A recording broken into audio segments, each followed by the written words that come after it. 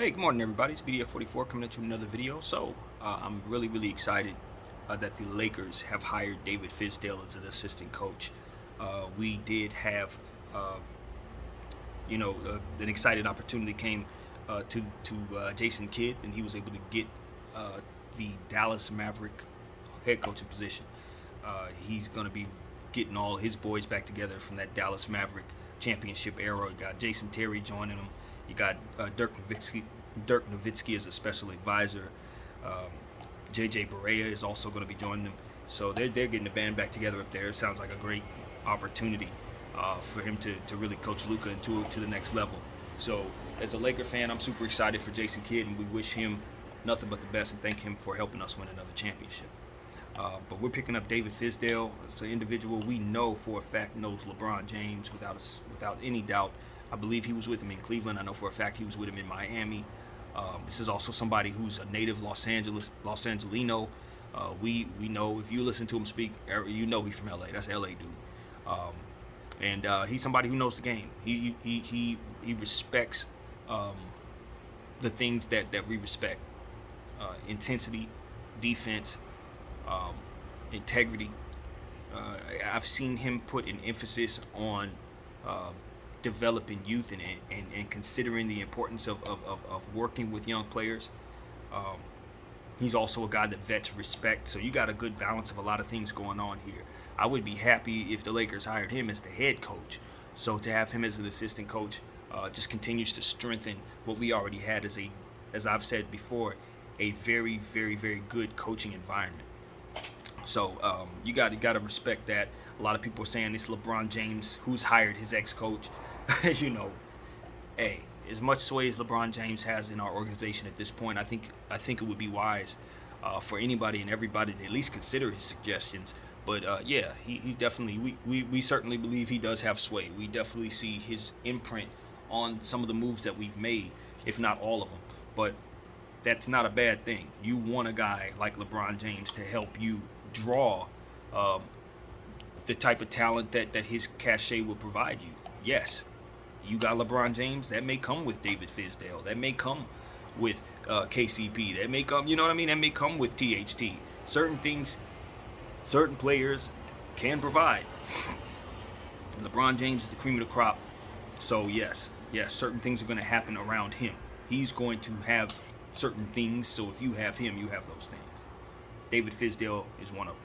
It just is what it is. I think David would have went to any team LeBron was at right now. Any one of them teams, if LeBron was there, Dave would have been there. So that's what I think, and I think it's a good thing. So I'm very excited about that.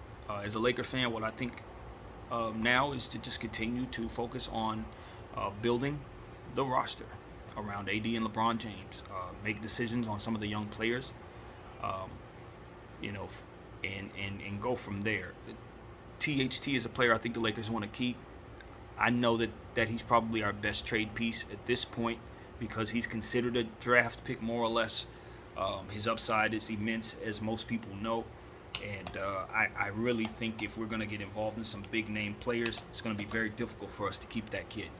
I start hearing names like Dame Lillard are starting to pop up more and more. Like it's the rumor mill starting to push out there that he's upset. I heard the name of DeMar DeRozan. His name is starting to pop up a lot with us. And some other names too. CJ McCollum has been rumored with us lately. So if the Lakers are going to get involved with names like that, I would imagine those teams are going to want THT. They may want Kuzma. They're going to want picks. So the Laker fans need to fix their minds on what won't be back next year. There are going to be some things, pieces that you think you may be surprised to see some guys move on. Maybe not, because the way we fizzled out, I personally don't think anybody should be back. Not the way our team performed in these playoffs. There are players on this team that I like, so if we bring them back, I'm not going to be upset. But what I'm saying is the spirit of that type of losing needs not return next year. That entity, that energy, who was a part of that, don't need to be back. Guys like Drummond, Schroeder, I don't need those guys to come back next year. I like Dennis Schroeder, but the rumor is that he's expecting $100 to $120 million from us or anybody that's going to be signing him this season. Good luck. I don't think a single team is going to be looking to pay him that.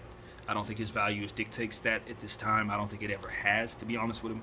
I think at his peak, especially if he would have won this championship, he might have been able to get something somewhere around 75, 80 for some good years. But I don't know anything about getting $100 to $120 million, especially after the playoffs that he had. It's just not happening. But, I've been surprised before. Maybe there is a GM or an owner out there who will take that chance. Dennis Schroeder certainly is a talented guy, but it will not be the Los Angeles Lakers. I can assure you that. We're not doing that. So, we'll see what else happens. I think one of the more realistic names is DeMar DeRozan, to be honest with you. I've been considering him for about a month myself, just simply because I'm intrigued by the fact that he's now turned into a really, really serious passer in this league, to go along with his mid-range play and his athleticism and his, of course, just overall all-star presence that he brings to the table. I would expect that Father Time will begin to start to rear its ugly head with him. He's been in this league for a little bit now, a lot of mileage on him, but I think in a situation like this, you get the best out of him, because this will be a championship opportunity for a player who hasn't had a championship opportunity.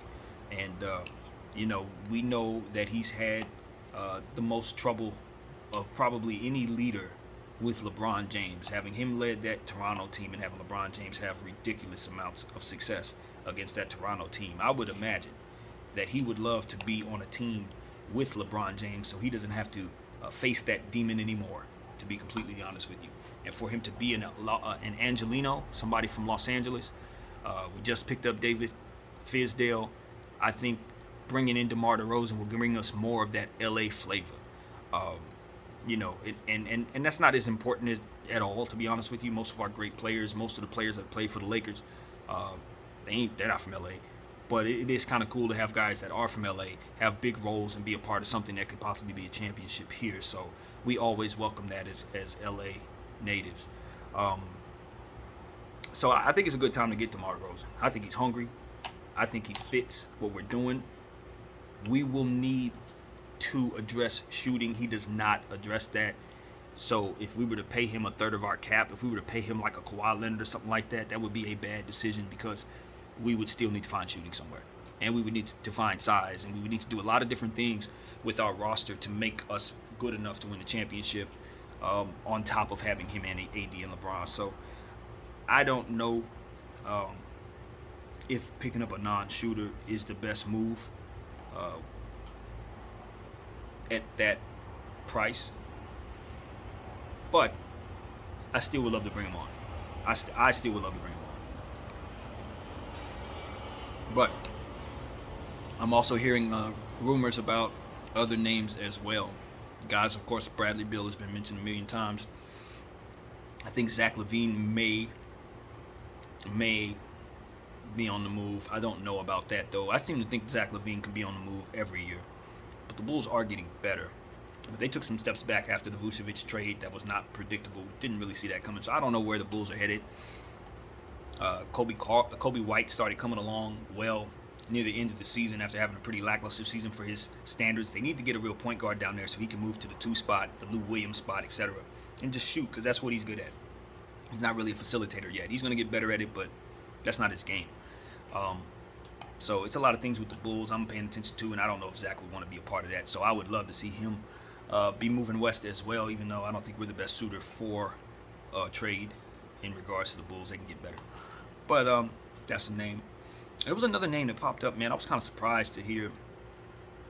I don't remember who it was at this moment, but I'm sure it'll pop back in my head. But there's a lot of names that are just popping up that are rumored to be on the move. And there's a couple of head scratchers. Obviously, Ben Simmons is on the move. No, I do not want him on the Lakers. A lot of rumors about Westbrook. I made a whole video about that. I don't think that would be the best fit, but I would love to have him for the same reasons I'd love to have DeMar DeRozan. Exact same reason. Copy and paste. But he's even less of a shooter and more of a ball dominant player. I think Westbrook's fit is iffy, if not bad. It's bad. I'm ready to say fits are bad, because after what we saw with Drummond, I'm going to trust my instincts when I think a fit is bad. Russell Westbrook, LeBron James, and Anthony Davis is a bad fit. Oh, I remember what the name is now, by the way. It just came back to me. But yeah, I just don't like it. It's too much Russell Westbrook holding the ball, running around, and LeBron James is going to have to find a way to get fit in, or vice versa. That's weird. And then AD, I think, can benefit from playing with Russell Westbrook for sure, especially if LeBron James is out. I like that tandem. That actually works. But as far as him fitting with LeBron, fitting with non-shooters, since we don't have shooters on the roster, it's bad. So that's what I think of the Westbrook fit. It works with AD though. That could be fun, honestly, but not with LeBron James in the middle of it. That other name, it's Kawhi Leonard.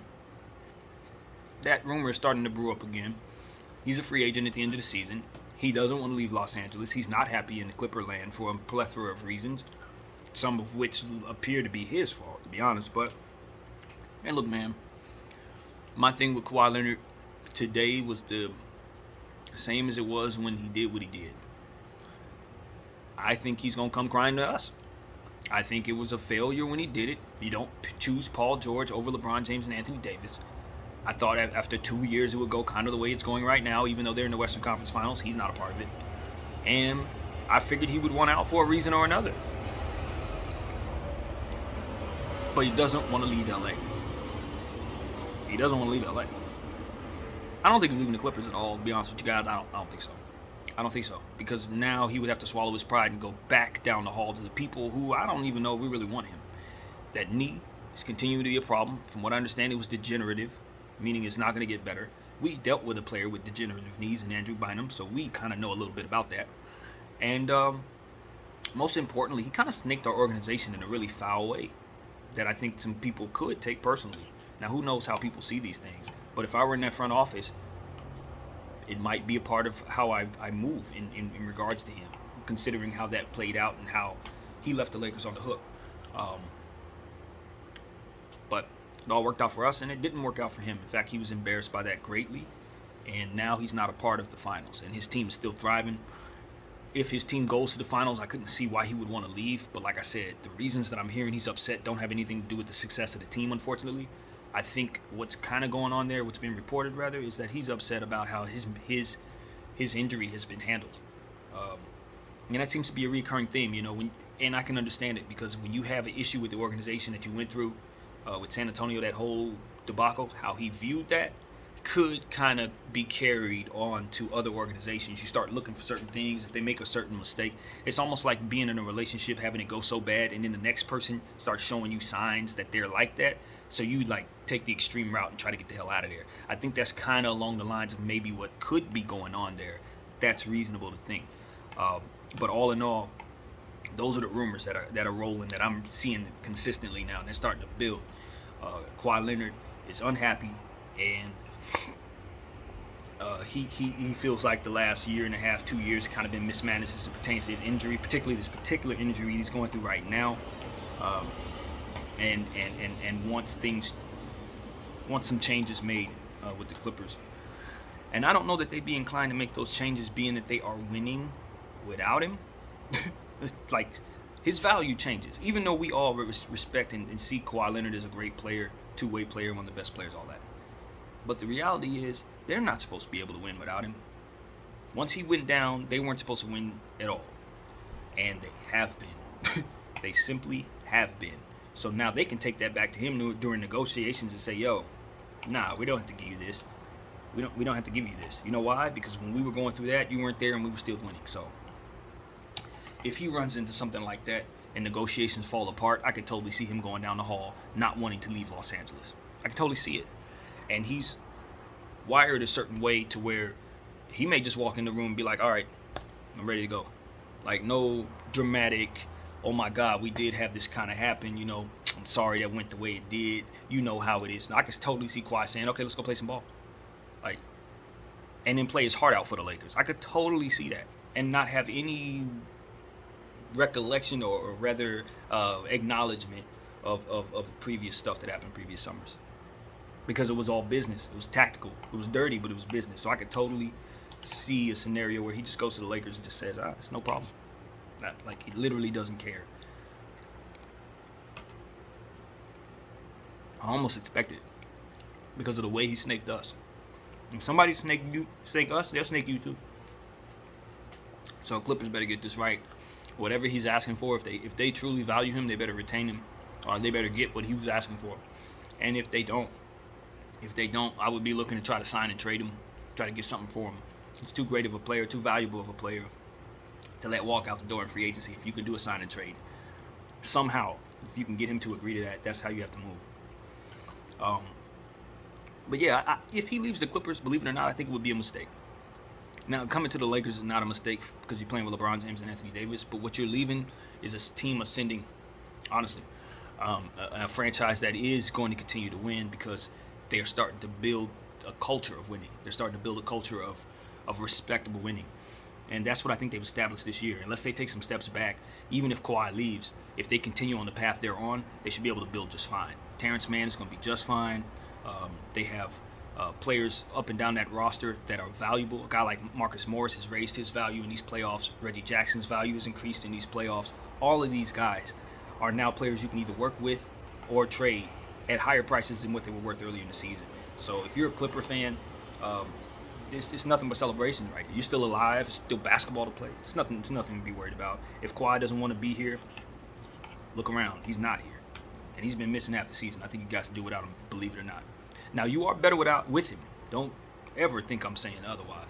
You're definitely better with Kawhi. But to say that it's doom and gloom without him, you're proving that it's not. You're proving that it's not. So, yeah, man, that's what I think of that. Would I welcome Kawhi Leonard? Of course. Of course. Like I said, I see him as like a cyborg robot type dude. Like some people, depending on their personality, they do something like that. I'm looking at it like, you snaked us, and I'm holding on to that grudge. I'm looking at Kawhi, and I'm saying, if I scream and yell at him, it's like screaming at a wall. He's going to be like, you done? I'm going to be like, yep. He's going to be like, all right, let's go play ball. He's one of those type of personalities, in my opinion. He comes off that way. So it's like, let it go, move on. You know, that kind of thing. So if he wants to be a Laker, come at the right price. But if he's thinking about taking the same amount of money that we were offering him 2 summers ago, that's good luck. That ain't happening. But at a reasonable price, of course, you want to welcome a player of that caliber, of course. So there's that. And so on and so forth, man. Derrick Rose is another name I'm hearing a lot. I'm warming up to the idea. I like what he did in New York. The problem is, I also remember what he did in Cleveland with LeBron. We didn't see this Derrick Rose. So, Derrick Rose, to me, of course, a lot of what happens with him has to do with his health. And his health is tip-top right now. His conditioning looks great. Expect him to have a fantastic season next year, just like he did this year. But I don't know that he fits in every situation, and I think he's probably better with the ball in his hands still, with an opportunity at the top of the key to create the offense and make shot create for himself still. So I don't know that we provide him that. I think he's doing more corner standing, more cutting with us, and I don't think that's his best game. So funny fit, kind of funny. But all in all, he can definitely help us. No question about it. So now that Dennis Schroeder's gone, because we were 100% sure he's gone, that's money on the books. We were going to pay him what? Probably like 80. If everything goes well and we sign him, we could pay him 80. I think. 80 for like 4 years, something like that. That's not there. So guess what we have? Money. That's what we have, ladies and gentlemen. We have $80 million to throw at somebody else.